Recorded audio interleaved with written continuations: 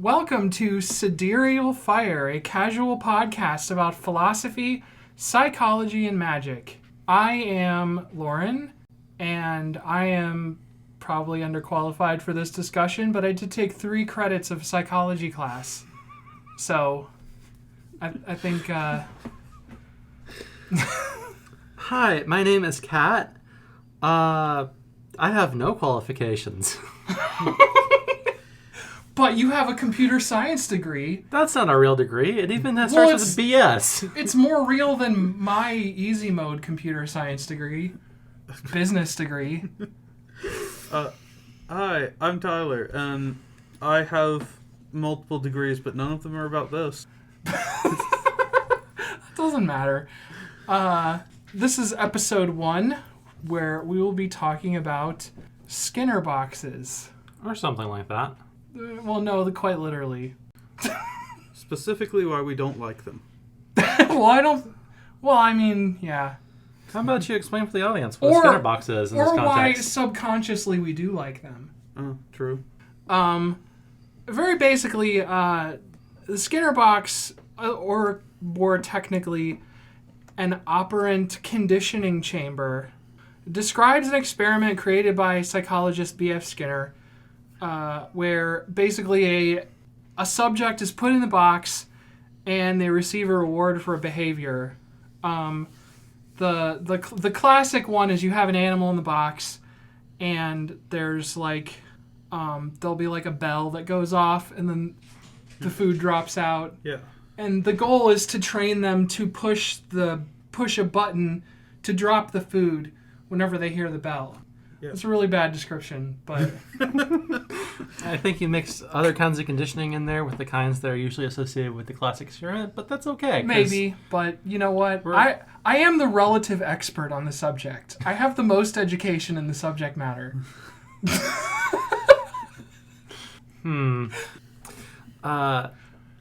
Mostly I believe we're going to be talking about more of the slang term for those things that are, they are behavioral patterns you do and you get rewards for them.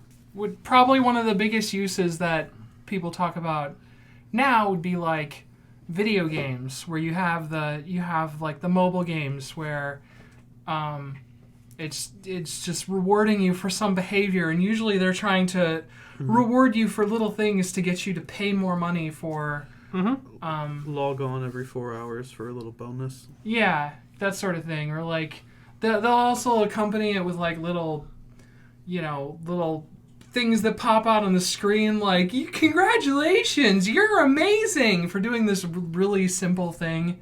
You moved a square over here. Congratulations, you're amazing. Congratulations, you slid a square across the screen. Now we reward you with a bit of dopamine. And bet you'll do it again. You could graduate kindergarten. And you could get more dopamine hits if you just pay 99 cents for a bundle of coins, but the best value is $99 for the 5 million coins. No. It's a little more insidious than that, because what they do is they take a relatively simple task, and they start adding factors in as you go up in levels. A common one is how many times you can actually make a move with the box in a day, right? Then what they do is they will offer the possibility of purchasing additional moves for the in-game premium currency. And they'll get complicated with the currencies and things. Basically, you pay money for your additional moves. Hooray, you get to finish the level today and not tomorrow. And then, this gets obfuscated with currency exchanges, freemium currency that you mostly have to buy, but maybe you occasionally get one if you do the right things.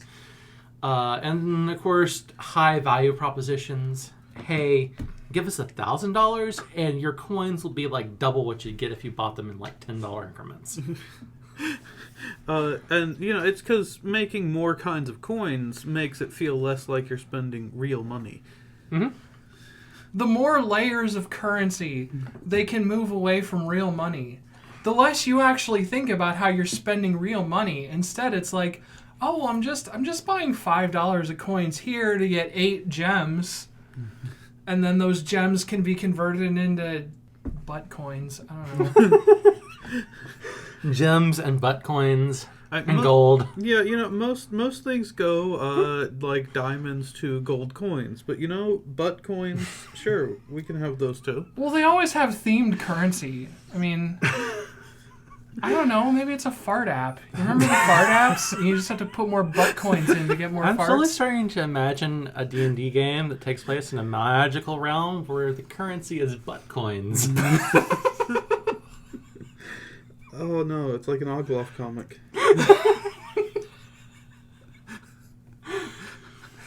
Great.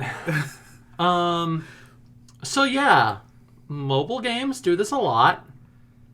Or any free game. Mobile games do it, but you also have a lot of... mobile games, I think, are particularly, like, barefaced about it. Then you have games like Magic the Gathering, or Magic the Gathering Arena, or Hearthstone, where it's like, you have your gold coins, and you can buy the trading card packs with the, like, premium currency, and you get more packs if you spend more money on it for a better value proposition. But, like... It's also a really interesting addition of a mechanic because cards are randomly distributed. So it's a little, like, mini casino game you pay money for and you get the fancy card. And Right. That's really fun because most laws don't recognize it as actually gambling.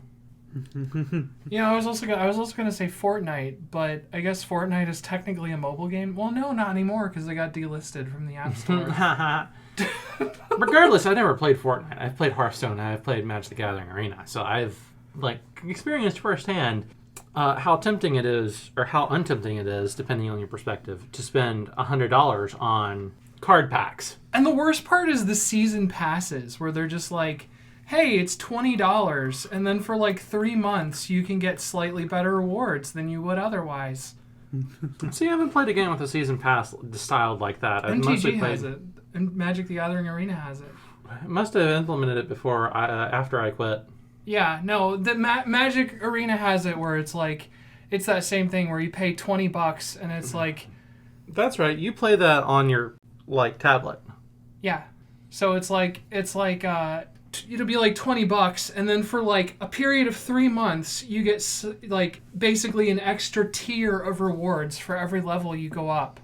And then whenever you buy it, then they also give you the rewards that you also miss. So it's like they show you everything you would get, and it's like, hey, if you just buy the pass, you'll get all of these packs for the $20. So many packs. Yeah, you'll just be opening packs for days. But and then you make it a subscription, and you got them hooked. Well, yeah, because they do a new season pass every time a set drops, so it's like. You end up paying $60 to $80 a year to play this game that's supposed to be free. Yeah, but look, it's Magic. It's already a Skinner box type game because the physical packs are basically the same thing. They're just all the excitement of playing draft is literally just you're going to open more packs and you're going to get to see what the rare card is and maybe have a chance of drafting that. Yeah, that's true. I never really thought about that. Yeah. They're physical Skinner boxes. Huh. Well, I mean, these days they're all digital. Like video games, social media. I mean, you're right. This is usually used in a digital format. Was just commenting that this has been a problem that Wizards has been implementing in Magic for the entirety of Magic. The most Skinner box game is like a pinball machine. I guess you're kind of right, yeah, because it's like it's actually training you to push the flipper whenever the ball. Yeah, and then it has the lights go off whenever you hit something special. But it's the thing where you have to pay money before you can play the game. You have to pay every time you want to play the game. That's that barrier to entry that free to play takes down. But they got to get you back in somehow and get you for your money. Well, free to play would give you one ball and then be like, right. Insert a quarter to get another ball. And then you just keep playing pinball indefinitely. That's the same game. You just keep pumping quarters in it. Watch next week. There'll be an app on the Apple App Store that is just this game that's already been described. It probably exists now. If it doesn't, it'll be there tomorrow. or whenever this gets published. I mean, that's why most of the mobile games I play are just not even... Lately, it's all the Apple Arcade stuff that doesn't even have microtransactions in it. Like actual games? Yeah. Yeah, I like playing actual games. But actual games don't have as good of microtunes. Microtunes? What? Are you living in 2030s San Angeles? Apparently. Are you having a happy joy day over there? Yep. Sure am. You gotta have your like little micro placement thing at the bottom. I don't even know what you call it in that setting. Micro placement? Your banner ad. Oh. Yeah. Mm-hmm. How'd they make A that micro into, ad. like... Well, no, because... A micro billboard. Well, no, because... Oh, it's micro art is what it's going to be. Yeah. Well, isn't that what NFTs are? Oh, no, it is. They're just micro art. It's like the same money laundering that you love about art, but without all that pesky business of like a physical object that you need to store somewhere. Hilarious. Yeah, no, so a thing that's been frustrating me recently is you can also find this in like non-play-to-win games or whatever you want to call them. Mm-hmm. Specifically, I find that like a game where you have some kind of crafting mechanic and you have some kind of resource mechanic for your crafting, and then you have to build like some kind of physical space to do the crafting in. Especially if it's like the actual crafting is like automated, then like as you advance through the thing and you go out and you collect your better resources, you have to keep rearranging and upgrading your crafting space, and this just it hits the like dopamine receptors in my brain like that, and I can't help myself sometimes. It's terrible. Well, it's like capitalism, but just in a resource form. You know, I thought you were going to say catnip. No, it's like all the billionaires. They just do what they do to see their number go higher because they want to have a higher number than the other people with high numbers. And so you're doing the same thing except with digital items on the screen. You're like numbers go up. Yeah, so if you're in one of those games and you have like all the best resources. That's what an idle game is, for sure. Yeah, you're like digital Jeff Bezos. Oh yeah, like idle games, like Cookie Clicker is a great Skinner box.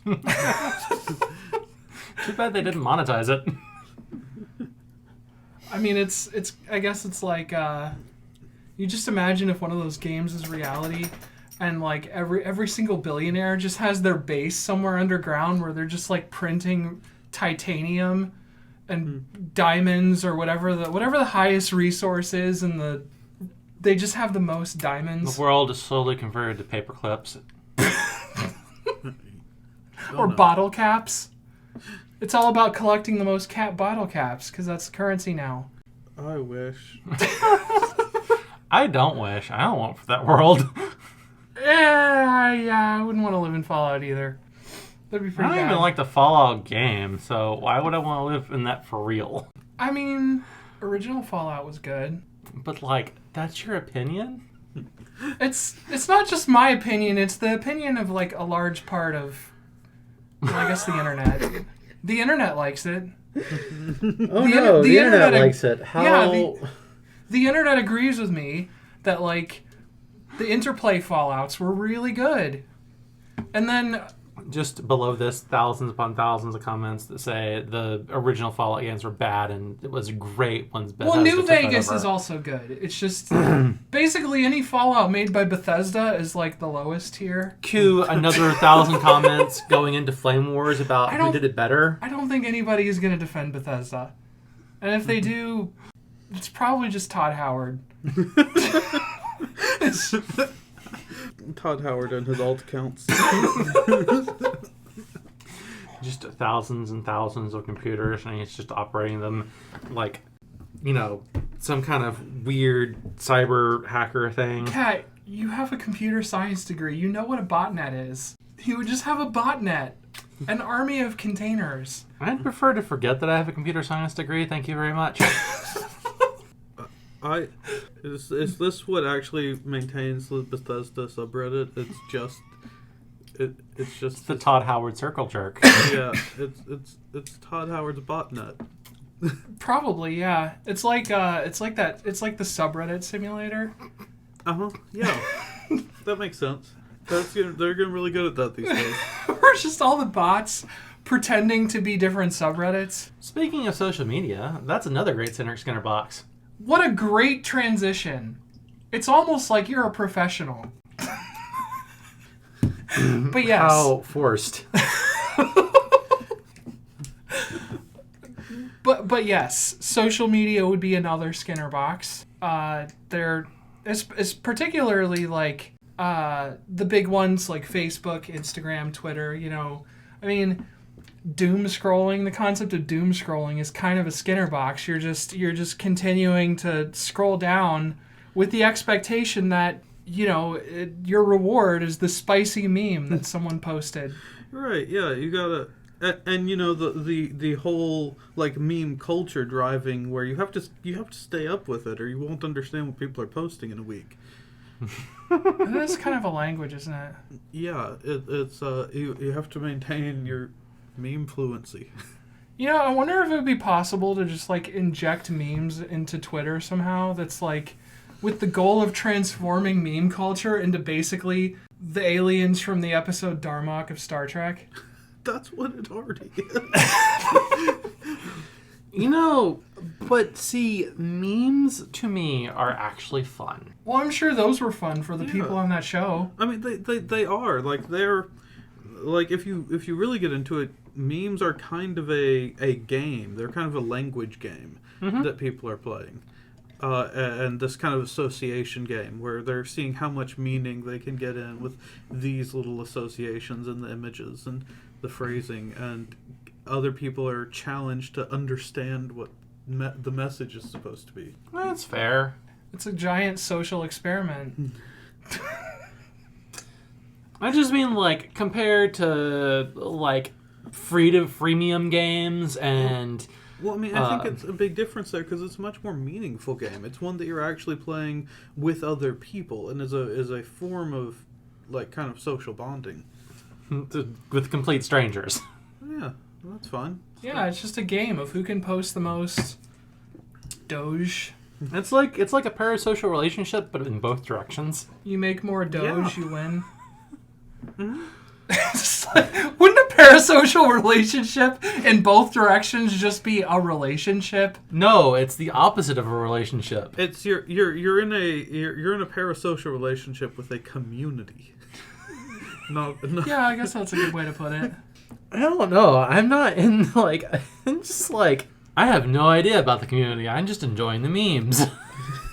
The memes are They have no idea about me. So, like, we have no idea about each other. We're just sharing in community somehow. I mean, it's kind of a loose community, though. It's like... It's a community in the same way that, like, customers of Walmart are a community. Well, no, because everything that you're Community engaging of funny with walks. is produced by other people. It's more like, like going to a little festival and all the artists come and put up their art and they look at each other's art. That's just like group masturbation. A surprisingly popular subject with no real outlets. It's kind of mythical. What? What? Group masturbation? Is mythical? I mean, it's one of those things that people talk about, but doesn't actually happen in the real world. Except for on rare occasions. No. Is that your objection? That it doesn't happen more often to be considered real? It happens a lot, Kat. What do I know? I'm clearly just on the internet while scrolling through memes. I'm not actually paying attention to when the group masturbation session is happening. You're a part of the meme community, though, so you have your... You have your... I have my metaphorical group masturbation with the meme community, I see. Yeah. Uh-huh. That's what you're doing every night on the couch when you're just sitting there. We're trying to watch a movie and you're just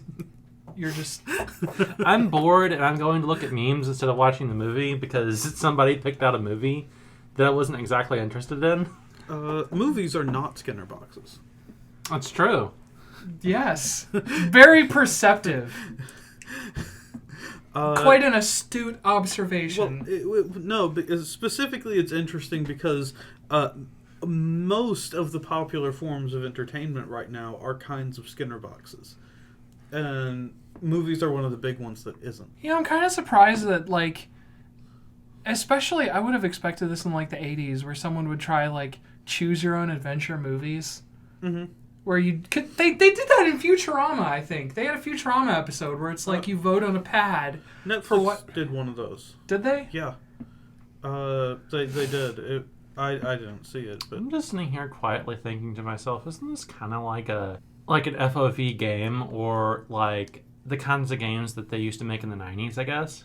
I mean, if it's kind of like, I guess it would be kind of like a text adventure, but it's a group. It'd be like text adventure with like movie clips in it instead of like text, and you get the movie clips and then you make a decision. Well, maybe the Netflix one, but I'm thinking like if you were going to do it in a like in the Futurama episode, it's like in a movie theater, or I think it's on their. I can't remember if it's on their TV or but either way, it's in a group sitting format where it's like you push a button.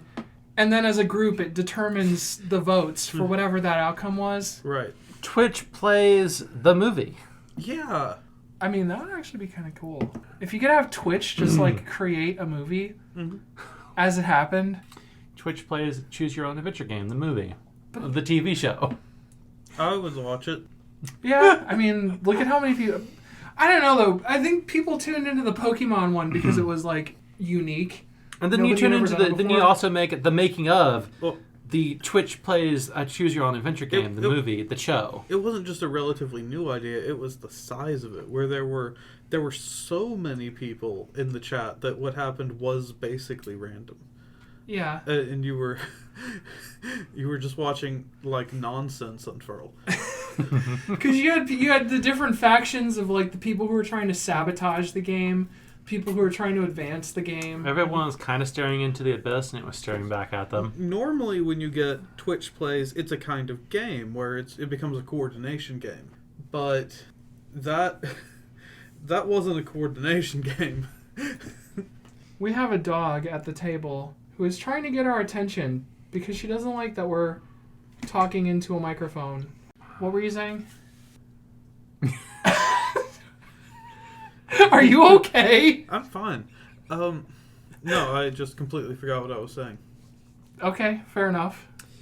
The train of thought has left the station. Yeah, the dog stole it. It did. Why are you stealing our train of thought? I'm gonna need to like edit in a picture of her. just this look. Like, why aren't you giving me attention? The dog has been trained in a Skinner box-like fashion. Beg for attention, receive attention. Wasn't the original Skinner box actually done with dogs? No, you're thinking of the Bell experiment. Oh, that is what I'm thinking of. The Skinner box was done with rats. See, I know all the experiments because I have 3 hours of psychology. Right, you remember them all as one continuous experiment. I mean, let's be honest. I slept through half that class. It was just to fill credits. Sounds like the typical college student to me. Yeah, kinda. But Pavlov did his experiments with dogs, and that was about, there's a word for that. I'm just gonna leave all that in, too. Oh, okay. Sure. I always think of it as Pavlovian, so I don't know what the actual technical term is, but it's like kind of fun to me. No, that was it's like Pavlov. Yes, I know it's Pavlov, but I don't know what the technical word is. I always think of it as like Pavlovian conditioning is used as a word for this kind of conditioning, but it's actually part of a set with. You can't think of it either. No. Anyway, this kind of conditioning is about. It's called classical conditioning. Where you're associating to stimulus by repetition until you respond to them kind of the same. Where the bell was rung before food was brought out until the dogs started salivating when they heard the bell. See, and I completely screwed up the description at the beginning. I combined these two into the same thing. I mean, Skinner boxes are a way to study classical conditioning in the actual field of psychology. And it's important to know that the really successful games do use both of these. And that's why they have unique little sounds and like special effects that go off. You have little fireworks go off and you're like, okay, I'm getting a reward in like 20 seconds. And that makes the reward happen twice. Right. And they will try to repeat make you do things over and over again to have you basically conditioned to do a certain thing, especially more like action oriented kind of games. Yeah. And if it's like little slide around matchy bejeweled kind of games, the repetition just never stops.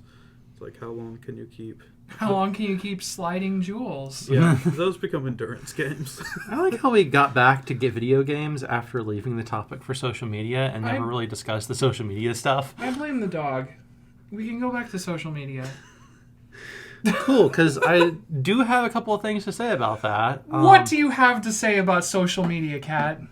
The floor is yours. Great.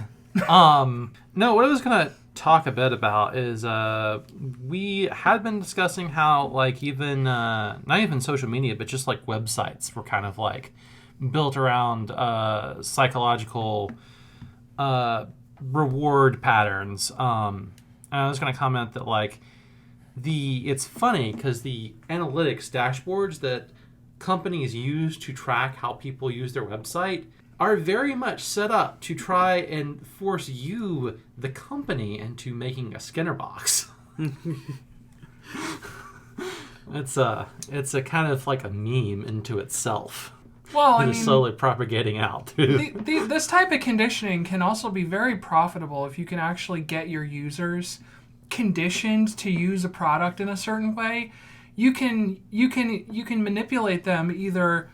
I mean, I guess there's kind of a sliding scale to manipulation because anybody who's trying to sell you something is trying to manipulate you in some way. Right. Which, I mean, we could discuss the ethics of that, but this isn't a discussion on whether capitalism is ethical. But thank you. Generally you'll have more acceptable and you'll have less acceptable. Right. Some of the shadier stuff is, I mean, you'll have those pop-up ads that are probably the most shady of the conditioning is where they try to like, they'll come up with a pop-up that's like, you've won an iPhone, click here or the offer will go away. Well, that's not conditioning, that's just initial response to stimuli. Well, it's kind of fear of missing out because it's trying to get you to just click because. I mean, I'm just saying we're now just talking about like behavioral modification. It's trying to take advantage of existing conditioning where we see something that says you've won, claim a prize, and then expect we're going to get something. I think my favorite is back in the era of Windows 95 where all the pop-ups were Windows 95 notifications and you clicked on OK and it would like take you to the website because people just got into the habit of just clicking through errors like okay without ever actually reading the errors. And it was hilarious because like they'd be like, something's wrong with my computer. You go be like, what's wrong with your computer? And they'd be like, I don't know, I do this and this pops up. And then they immediately click OK. And you're like, wait, can I actually read the error so that I was like, know what's wrong with the computer? I always thought those were really funny back then because I was using Mac at the time. So they give you those pop-ups and it's like, well, this is clearly fake because that's not what Mac pop-ups look like. There's a Windows pop-up on a website on, Netscape Navigator for Macintosh. Yep. Because I'm old. Yeah, I always changed the OS color scheme so they look super fake. Oh man, I loved the one thing I liked about the Internet Explorer back then, because there was Internet Explorer for Macintosh, and Apple actually distributed it with the operating system because Microsoft bailed them out in the 90s. But the one thing I liked was it had a color selector where you can make your web browser match the like flavor of iMac you had. So the colors were named appropriately. So you had tangerine or grape or lime. Okay, yeah. Yeah, I'm sure nobody cares about that anymore, but I mean, I do remember when Flash Player was so vulnerable that like it could control the way that your web browser moved, and you had like my favorite demonstration of this was a program that would minimize your browser to like a third of the screen, and then it'd play a song, but it'd make your browser dance to the song. You couldn't close it because it kept moving around. was Flash ever not insecure? Nope. Like, I feel like it's just been a security disaster from the very beginning, but like, we were fine with it. It's been a security disaster from the beginning, and we were just fine with it because at the time the internet wasn't serious business. Yeah, and we really wanted Hamster Dance. Well, also, like, this was basically the era of, like, choose your own adventure movies, because that's what Flash basically amounted to a lot of times. We all still want Hamster Dance. And choose your own adventure movies, yes. It never stops. It's true. We all really want these things. They good. just aren't around. Because nobody would pay to have Hamster Dance. Watch me upload that to YouTube and like Disney flags it as a copyright strike because I'm singing the song from Robin Hood.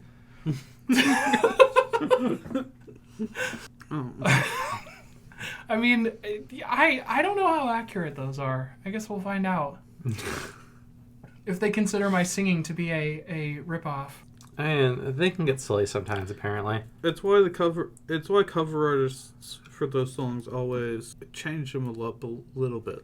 Oh, I guess I should have done it slightly off key. You know, a perfect sound alike, where they just change like the key of two notes. Those are always fun. So back to application design.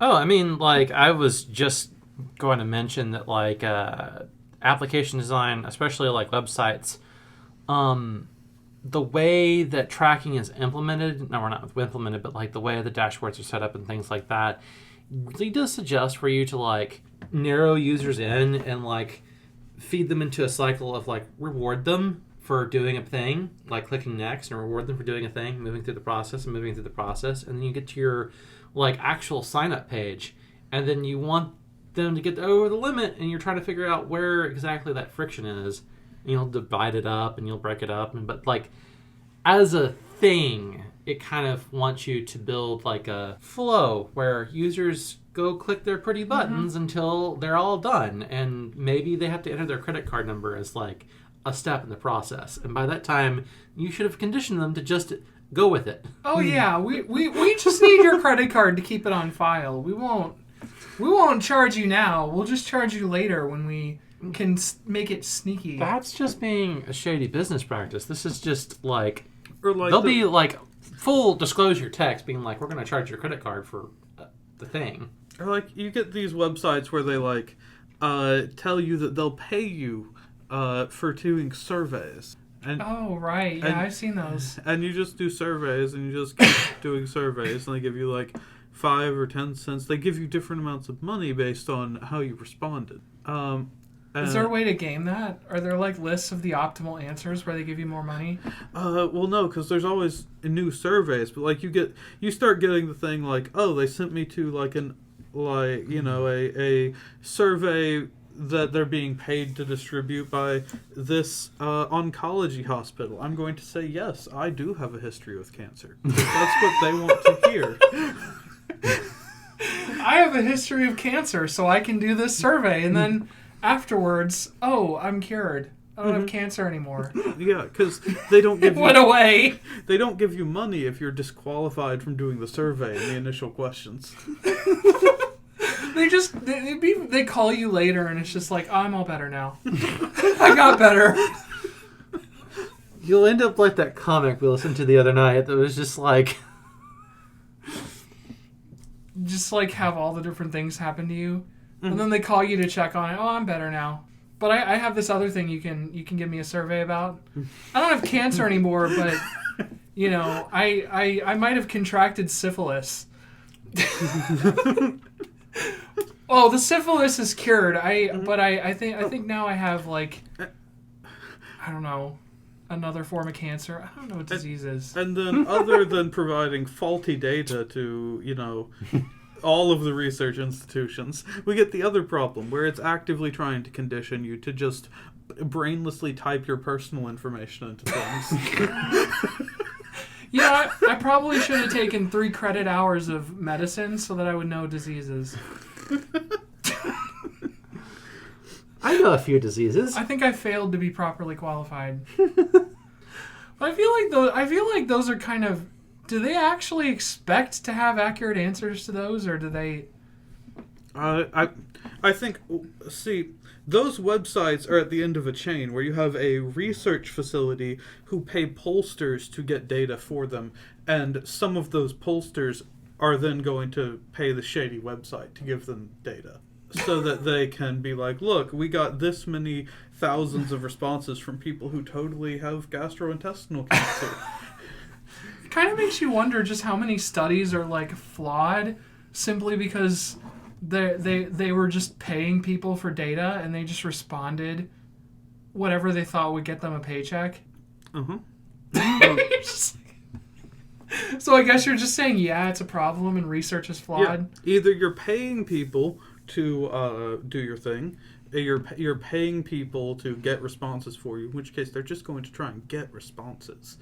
Or you're getting your own responses, usually by exploiting your student body at your research university, who just want to get the assignment over with and don't really care and aren't going to actually put effort into their responses, or will just make stuff up to get done with the assignment. I've done that before.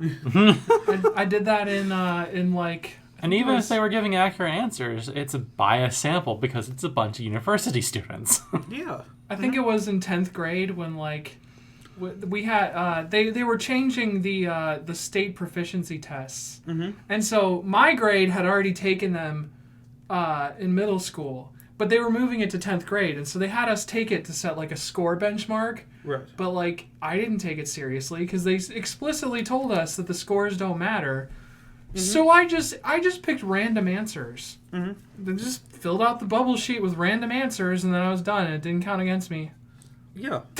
And this is like when I was doing my anthropology degree. If you got into the upper scale classes, like one of my lab classes was just she would hand out like shoe boxes full of old pottery that you were supposed to look at under a microscope and check out your square millimeter and count the number of inclusions of different types and write all that down, and most people just made it up.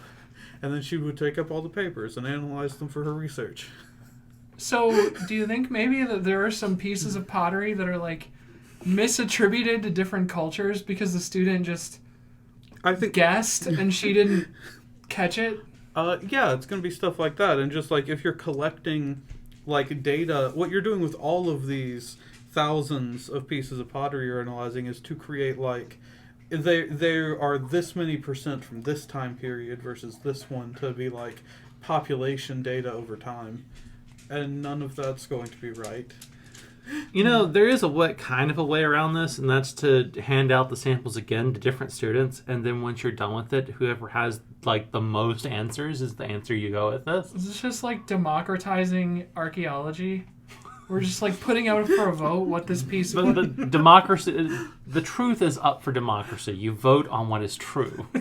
What tribe did this pottery belong to? Was it A, the Cherokee, B, the Sioux? No, the crazy C, thing is the that Iroquois. this is a thing. This is basically how Amazon's Mechanical Turk works. What? Do you not know about that service? Amazon's what? Amazon has a service, or has had a service, where you can pay them to do some task that can be done online, and they'll hand it to people that they pay like pennies on the dollar to do the task, but they'll pay like 30 people to do the same task. It'll be things like CAPTCHA lights, for example, as a task. Mm-hmm. Just to give a particular kind of example. But it's like problems that AI might be able to do if we figured out how to do it, but currently it doesn't, kind of thing. Right. Anyways, So we just use organic AI. effectively, you just hire 30 people to do the same thing, and whichever one gets like whichever answer is the most voted answer, basically, is the one that gets accepted. Wouldn't organic AI just be like a hive mind? No, it's just a person. But that's not artificial. It's natural intelligence. It's I guess a clone of a person would technically be artificial intelligence. yeah. So there's probably already a few of those. Oh, but what if the clone is naturally occurring? How do you? Wouldn't that be a twin? That is a twin. Well, no, because those are both naturally grown.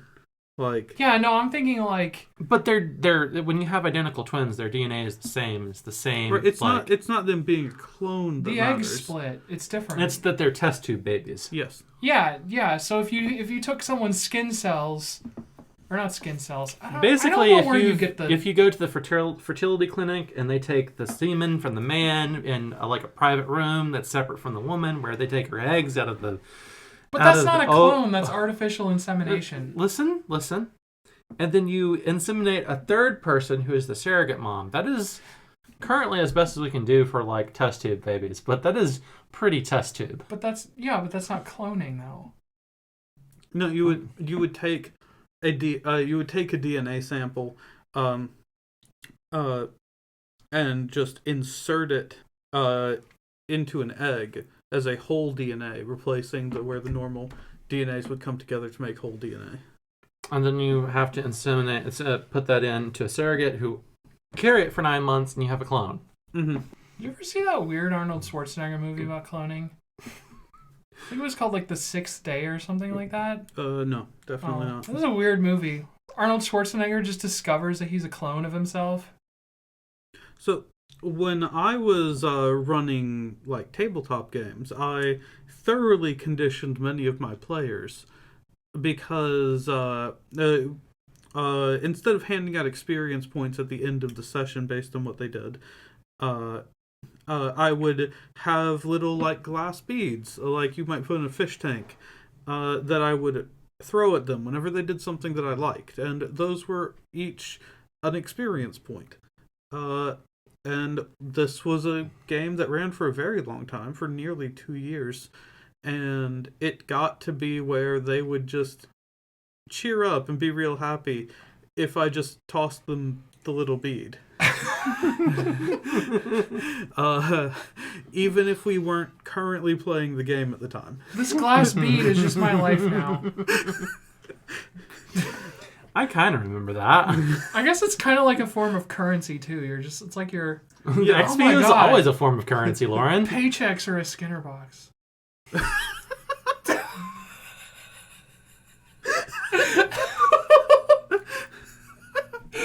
What if capitalism is just one big Skinner box? I guess. It's That's just a way to look at things. it's just conditioning you to do whatever your employer wants. It certainly explains why people defend it so vehemently. Maybe people would have more fun at work if their boss just stood around and every now and then just like handed you a $5 bill. That would actually be kind of cool. I'm not gonna lie. Like if you're just like working and you do stuff and you just get handed like a $20 bill. Yeah. This is not ethical. It's too abstract right now. You need to make it really concrete and just be Yeah. like, here, you did thing. Here's some money. I would like to point out that I think this is something that unions might have tried to fight for, simply because this is highly unethical and very manipulative. Why is it unethical to pay You people mean in different fight against formats? it? You mean, why is it unethical to intentionally psychologically manipulate people into working for you? I mean, isn't that already what a job is? Yeah, they're already doing it, Kat. I'm just suggesting being better at it. Being more physical about it, yeah. I don't know. I want them to be better at respecting employees. That's what I really want. Not going to happen. So let's work on making it more fun to be an employee. Oh, By no. Just having people give you money. This is how we get mandatory fun 2.0. I'm okay with mandatory fun. I'm not okay with mandatory fun. Please don't refer to me professionally ever. Tyler, you have never had to go to like those employer parties where it's just like, I don't know, it's the most. It's just another Skinner box where they hand you out $100 gift I cards for did. doing the best. We had these, university departments have those, and if you actually care about working in the field academically, you have to go to them and socialize and meet people so they recognize you later when you write things. Ugh. Networking. It's like someone threw a party after just being described what a party is like, but then their budget was like $10. I put a sheet cake from Walmart in a room. It is now a party. And some bottles of water branded with the company's logo. No, I do have a story. I did work for like a contractor who, no kidding, he had like a little celebration event for the things we had been doing, and he like gave people gift cards based on how well performant or whatever he thought they were for like $10 as like a thank you for your effort through the year. And it's like, this is the shittiest bonus I've ever heard of. I mean, it's at least it's like marginally better than when a company's like, "Hey, thanks for all your hard work. Here's a frisbee with the company logo on it. Here's a backpack. This cost us like $10, but we You worked so decided- hard this year, we decided to give you a blanket. and it's Now like you can sleep warm at night. it's the most cheaply made blanket too. It's like even cheaper. It'll always be like even cheaper than what you could just get at Walmart. Like somehow they find a way to make it cheaper. It's because they use like OEM blankets and contractor blankets. OEM blankets. What is that? That's how I describe it. It's like you can only buy them in bulk, and they're for people who do this kind of thing. I'm just like an original equipment manufacturer blanket. I mean, OEM is the term you always use with like computers, but like I think the more common term would be like the contractor stuff. Like the contractor paint is the paint they use to paint the apartment building because it's very cheap and you have to buy it in bulk. I don't even think it's paint. I think it's just like it's just white. It's just it's not even paint because it doesn't it just has that chalky texture. It's just like it's just a bucket of white. And they just paint everything with it. Where do you propose they get white? Do they like go somewhere that's like a chalk mine or something, and they particleize the chalk and then they steal all the white out of it so that all the chalk is black and they can't use it anymore? Yeah, So they throw that away and they just ship out the white. It's the same place that they get that carpet, that's beige carpet that is in every single apartment. Yeah. And those Is that like beige, or are they like raising an animal and this is like No, it's technically a fur product? it's made of dust, and it's the color of dust, so you can't tell when it's dirty. Oh, is this what they do with the chalk after they sucked all the white out of it to make the paint? well, no, they suck the white out of the chalk to make the paint, and then that's what they make pencils out of.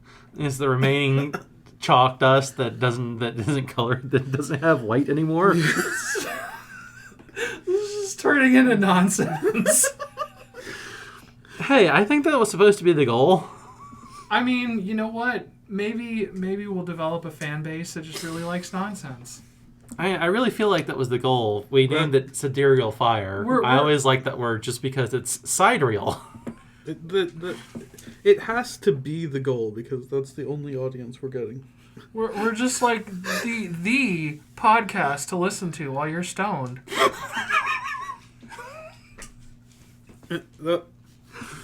Maybe.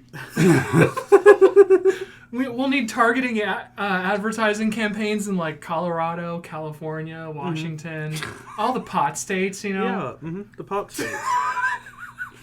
Don't forget Minnesota.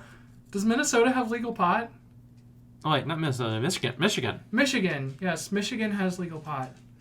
Yeah. Illinois, New York.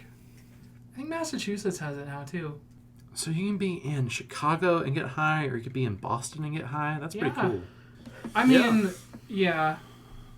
If you get high enough, you can be in all of them at the same time. I know Chicago always feels weird because I think it's like the only place I've ever seen where you can just walk into any convenience store and buy whatever liquor you want. Yeah. They don't have liquor stores. It's just like 7-Eleven will just sell 100 proof whiskey or whatever. Well, this is where you get like Osmond or whoever at the gas station clerk who isn't paid enough to care and just sells minors the beer. Who? What are you referencing? Actually, they're referencing a guy that that my friends from not friends, but my high school classmates would talk about as like the guy to go to get the beer because he didn't like really understand why you weren't supposed to sell beer to minors or something. And you just do it. You know, those types, was he like older? I have no idea. Those types of older people are always fun when they're just like, yeah, fuck it, have a beer. Here. You're an 8-year-old, have a beer. It's about time. You're of age now. I mean, a lot of southern states, it's perfectly legal to give kids beer if you buy it and you're their guardian. You're big enough to reach the pedals in the pickup truck and drive it through the mud field. You're old enough to drink. Little Johnny is just like a weed. He's 4 and he's tall enough to do that, so of course he gets his beer and his muddin'. Oh, God. Could you imagine a 4-year-old behind the wheel of a truck? I kind of can, because I think that's happened before. Maybe not a 4-year-old, but kids joyriding is a thing that happens. And it's like, how bad do you have to be to have, like, stolen the school bus before you were old enough to drive? What? Yeah, someone did that. Someone did that? Someone did that. Yeah. They just stole the school... They stole a school bus and blew it through an intersection and crashed it in like a spectacular fashion. Did they crash it into the school? Because that would actually be kind of funny. I don't remember if they crashed it in the school or not. Great kid, very cool. I highly encourage. This is something to try at home. Do they put... Well, okay, no. We can't do that. We don't want to get sued for encouraging minors to drive a school bus, but... It's okay. You said the F word, so the podcast has to be rated for... Anyway. Adults. Oh, I guess it does. You can't recommend children do things because they don't listen to this podcast. Oh, no. Yeah, that would be illegal. Legally, I have to assume that no children are listening. Therefore, we can recommend that children do anything and everything, including being in all places at once and turning themselves into eldritch horrors in such fashions. Yeah, we recommend turning yourself into an eldritch horror. You can do that in 2 easy steps. Yeah, here's how. Tyler? Look in a mirror. I was actually referencing the meme that I posted the other day. Oh, I forgot it. I don't think you looked at it. That was really good. But no, I was just picturing, like, do they put seatbelts in school buses yet? I don't remember seatbelts in school buses, so... No. I mean, it's been a while since I've ridden in a school bus, so... I don't remember them having them. Because I'm just thinking, I'm like, if you crash a school bus without a seatbelt, you're just, like, face planting whatever's in front of you. That's how you get really high. I've actually been in a crash in a school bus. Yeah? When I was a kid, my school bus got hit by a car. What was that like? It was a heavy jolt, because those things have, like... So much inertia. Yeah, school buses are, like, the definition of an immovable object.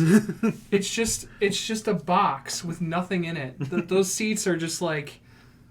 I don't know how that was... I don't know how that's even legal. To just have kids driving around in this big box. I mean, they still don't do it on public buses either, so I don't know what you're talking about. It's some kind of like thing with safety. I think it's the buses are heavy and sturdy enough that they're expected to provide protection against any normal accident, because something will just and you'll be fine. Yeah, but then you like hit that seat in front of you, and the seats in school buses are always just like, somehow there's foam in there, but it's like the hardest foam ever made. Yes. It's a foam that's designed to last for decades without being replaced. I feel like that's just kind of the definition of the education system. Yeah. Designed to last for decades without being replaced. So we should probably wrap this up. We're just talking about bullshit now. Cool. Do you have any advertisements? Advertisements? Subscribe to our podcast. Wherever podcasts can be found. Wherever I decide to upload it, or wherever I can get it uploaded. Something like that? I don't know. Wherever I make an account. I suppose somebody should like sign up for Twitter with this podcast as a name and announce episodes or some such. Yeah, maybe we'll do that. God, this is so amateur. Yeah, maybe we'll just do some social media, you know. We'll just do some marketing. Well, I mean, none of us could like sign up for a personal account and advertise from there because none of us have Twitter, and none of us would want to sign up for Twitter. Why do you have a Twitter? Because I have a Twitter. I have a Twitter. What's wrong with you people? Would you like to advertise your Twitter? No. I don't have any followers, and I never post anything on it. Yeah. Maybe I should change that. All right. I think that does it then. Okay. See you later. See you later. Listen to the next one.